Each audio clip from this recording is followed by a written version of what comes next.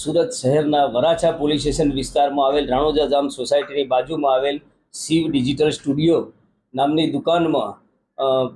જે સ્ટુડિયોને લગતા Canon R body camera, Sigma lens તેમજ કેનન 6D માર્ક II એ રીતના કેમેરાને લગતા સામાનની 1,96,000 રૂપિયાની ગરફોડ ચોરી દાખલ થયેલી.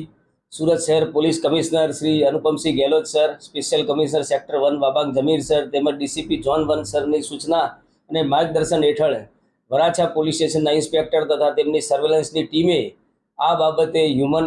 તેમજ ટેકનિકલ ઇન્ટેલિજન્સના આધારે એક આરોપીની ધરપકડ કરેલ છે, જેમાં આરોપીનું નામ રાજ રઘુવી કુશવા અને તેની ધરપકડ કરેલ છે અને સમગ્ર ચોરીમાં ગયેલ તમામ મુદ્દામાલ હસ્તગત કરેલ છે. આમ સુરત વરાછા પોલીસને ગરફોડ ચોરીનો ગુનો ઉકેલવામાં સફળતા પ્રાપ્ત થઈ છે.